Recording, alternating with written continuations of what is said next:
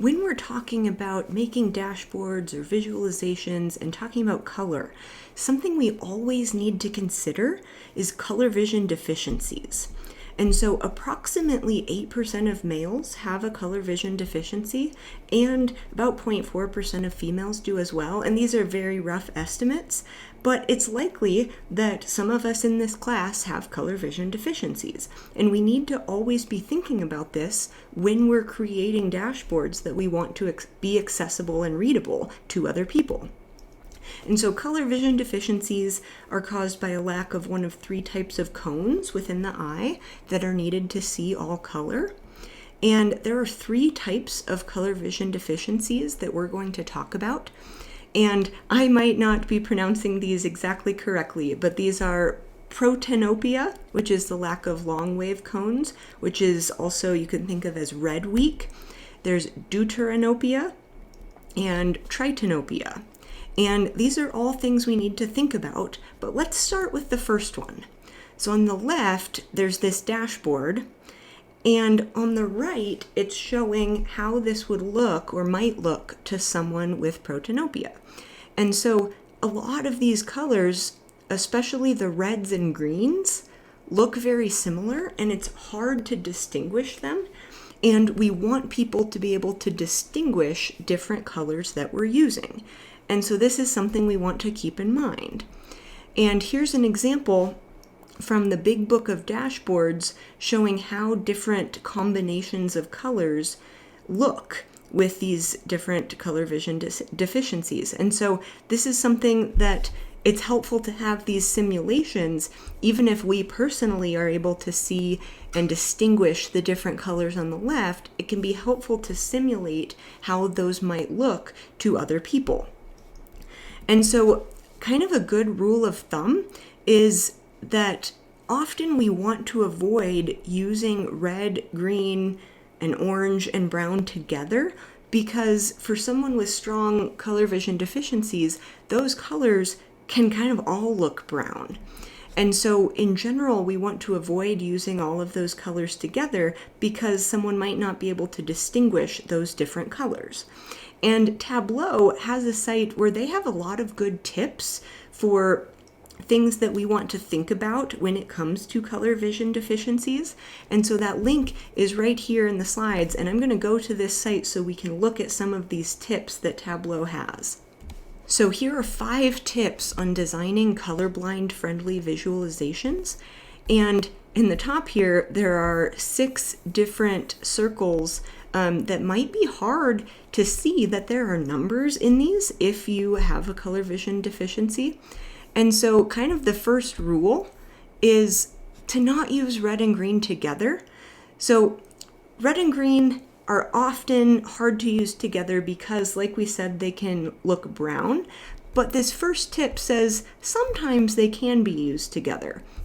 And so here it has some tips on things to keep in mind if you are using red and green together, but generally try to avoid it for this issue of color vision deficiency. So this is a good time to maybe use red and blue instead of red and green. And so this is really an issue if we need to be comparing things that are red and green. So if we need to be comparing kind of the dark red to the dark green and notice that those are different, that would not be possible for some people if they aren't able to distinguish those two colors. And so another color might be best. An example where maybe it would be okay to use red and green is this example down here where we don't really need to be comparing red and green. So here, red is used to indicate negative values, but even if someone couldn't tell the difference between red and green, they would still be able to see that these things on the left were showing negative values. So this might be an okay use, but it's still important to keep in mind that people might not be able to distinguish these two colors. And then the next thing to keep in mind is red and green are not the only issues. And so here on the left, we have a color palette, and on the right, it's how this might look to some other people. And these simulations can be helpful, again, to help us see is this actually letting people distinguish between my different colors? And here, our issue is not just red and green, it's all of these other colors that might be somewhat similar. And so again, red, green, orange, those all appear to be brown to certain people. Below, we have another example where we can kind of compare some of these colors that, again, aren't just red and green and see which ones might look similar. Another tip that's related to all of these is to use a colorblind friendly palette when appropriate. And so often there are colorblind friendly palettes that are built into things. There are ones that you can download online. And so it's good to think about what your color palette looks like and try to use one that's colorblind friendly. And then our last two tips are, if you must use red and green together, leverage light versus dark. And so sometimes you might be told that you have to use certain colors, and so make sure you're thinking about these issues and maybe take advantage of leveraging light and dark. And then also try to offer alternate methods of distinguishing data. And so adding icons, labels, notation, annotations, things like that can be helpful so that even if someone has a hard time distinguishing the colors, they can still have a way of understanding the information that's being presented. And some potential resources that might be helpful in the future are using a simulator. And so I've included the names of 2 simulators that are available at this time that are free.